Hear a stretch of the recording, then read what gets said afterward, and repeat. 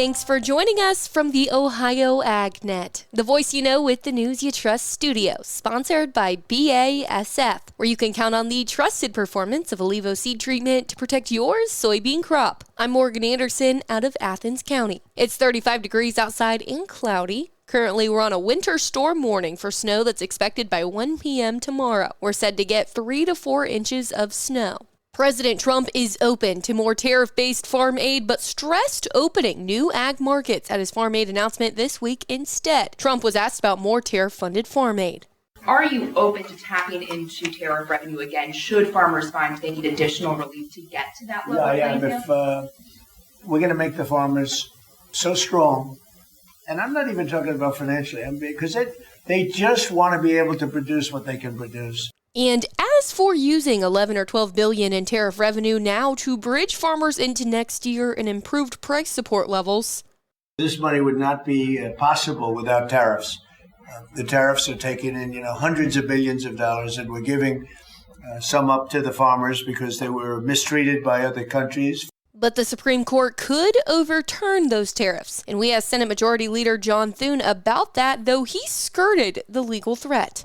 To me, it makes all the sense in the world that if you've got a lot of revenue coming in from tariffs and you need sort of a bridge for farmers, a lot of the changes that we made in last summer in the reconciliation bill don't take effect until next year, and the farmers of the safety net programs will benefit from those. In the meantime, to have something that helps them bridge that time when they've had this loss of markets. President Trump and Ag Secretary Rollins stressed the long-term goal of freeing farmers from ad hoc emergency aid. Instead of farming for government checks, they can farm to feed their family and sell their products and pass it on to the next generation, that this bridge is absolutely necessary based on where we are. We'll be right back after this.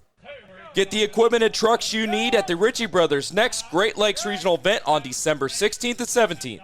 This absolute unreserved auction will feature online bidding, and items are located in Columbus, Chicago, and Detroit. Choose from close to 3,000 items, including a wide selection of construction equipment, semi-trucks, and more.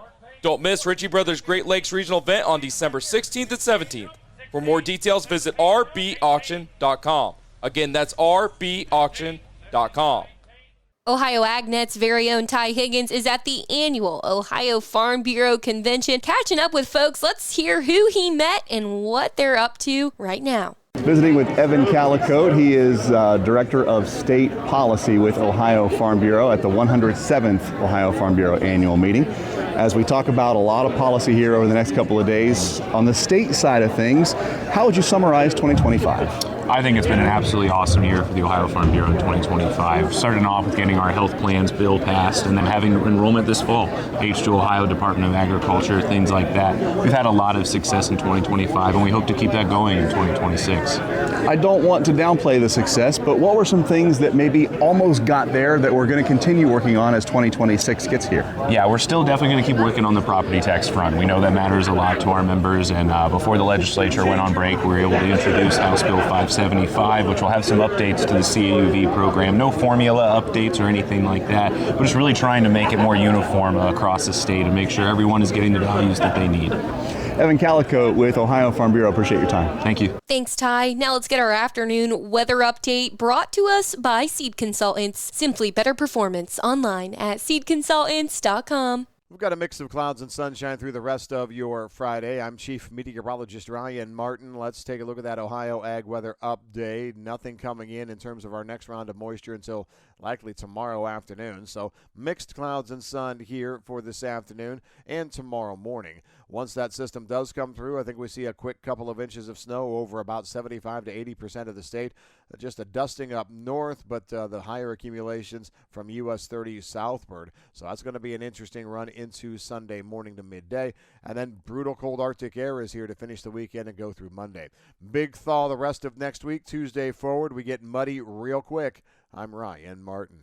Thanks, Ryan. Now let's take a look at how the markets close, brought to us by Seed Consultant. Simply better performance online at seedconsultants.com. December corn down 3 3/4 cents at $4.31.5. March corn down 5 3/4 at $4.40 3/4 cents. May corn down 5 1/4 at $4.49 even. January beans down 16 3/4 at $10.76 3/4.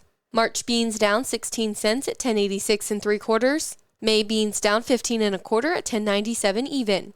December wheat remains unchanged at 5.34 1/2. July wheat down 3 1/4 at 5.45 3/4, and September wheat down 3 cents at 5.58 even. December live cattle down 57 1/2 cents at 229.80. February live cattle down $1.40 at 229.55. April live cattle down $1.27 1/2 at 229.40. December lean hogs down 7 1/2 cents at 83.32 1/2. February lean hogs up 35 cents at 84.52 1/2. April lean hogs up 30 cents at 89.52 1/2. March feeder calves down $3.60 at 3.34 7 1/2 cents. April feeder calves down $3.35 at 3.33.22 1/2. In January, Class 3 milk up 46 cents at 15.85.